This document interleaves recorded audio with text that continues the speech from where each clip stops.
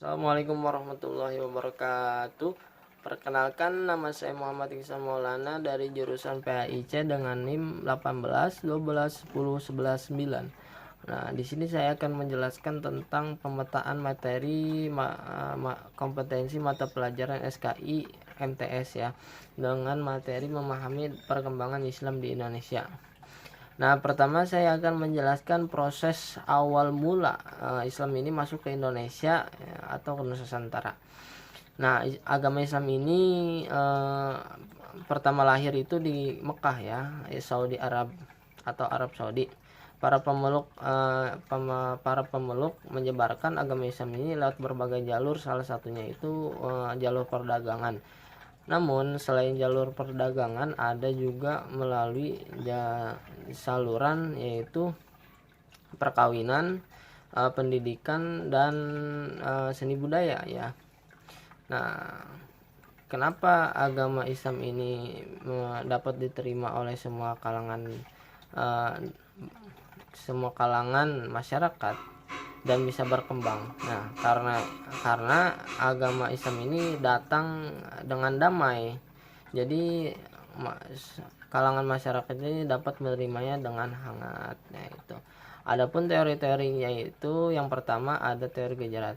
Teori Gejarat ini diajukan oleh kalangan sejarawan Belanda, yaitu Jean Pierre. Menurut teori ini, penyebar Islam di Indonesia berasal dari Gujarat atau India antara abad ke-7 hingga ke abad ke-13 Masehi.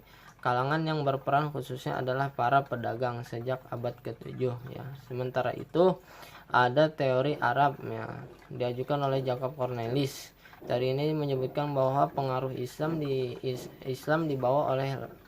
dibawa oleh pedagang Arab sekitar abad ke-7. Teori Arab ini didukung dengan adanya pemukiman Islam di Barus, pesisir barat Sumatera. Nah, ada pula nisan pada makam wanita di Gresik, Jawa Timur yang dituliskan dengan huruf Arab bergaya kufi. Kemudian ada teori Persia, didukung oleh Hasan Diningrat. Ya, teori yang berpendapat bahwa pengaruh Islam di Indonesia dibawa masuk oleh orang-orang Persia sekitar abad ke-13. Nah, kemudian ada kerajaan-kerajaan Islam yang berkembang di Indonesia. Yang pertama ada Sumatera. Nah, daerah pertama dari kepulauan Indonesia yang dimasuki adalah Sumatera bagian utara seperti Pasai dan Perlak. Nah, para pedagang dari India ini yakni bahasa Arab, Persia, dan Gujarat yang juga mubalik Islam banyak yang menetap di Badar-Badar sepanjang Sumut. Nah, mereka ini menikahi wanita-wanita pribumi ya, akan tetapi yang telah diislamkan terlebih dahulu, sehingga terbentuklah keluarga muslim. Para mubalik ini pada waktu itu tidak hanya berdakwah kepada penduduk biasa, tetapi juga pada raja-raja kecil, hingga akhirnya berdiri kerajaan Islam pertama, yaitu Samudra Pasai. Kemudian ada Jawa. Nah, Islam masuk ke Pulau Jawa tidak dapat diketahui pasti ya. Namun ada makam Siti Fatimah binti Maimun yang dapat dijadikan tonggak atau acuan awal kedatangan Islam di Jawa.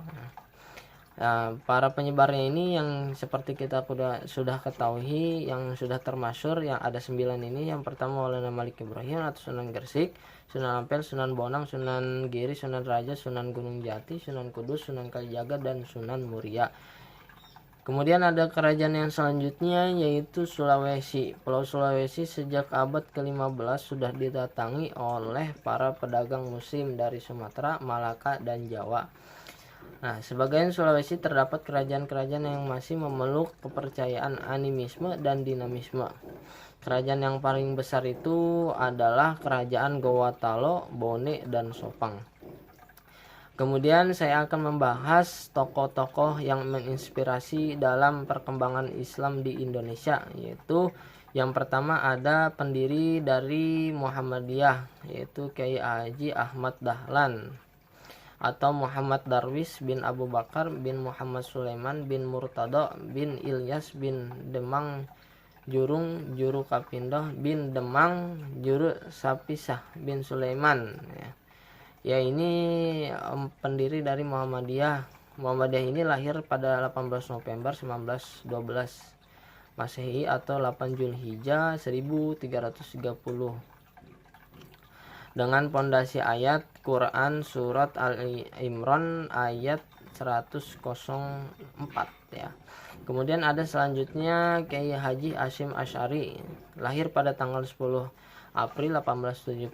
Nah, ini merupakan pendiri dari Nahdlatul Ulama yang lahir pada tanggal 31 Januari 1926 atau 16 Rajab 1344 Hijriah, dengan pondasi ayat yaitu Quran surat Ali Imran ayat 103. Nah, itu merupakan tokoh salah satu tokoh perkembangan Islam di Indonesia. Nah, mungkin cukup sekian dari saya, kurang lebihnya mohon maaf. Wabillahi taufiq wal hidayah. Assalamualaikum warahmatullahi wabarakatuh.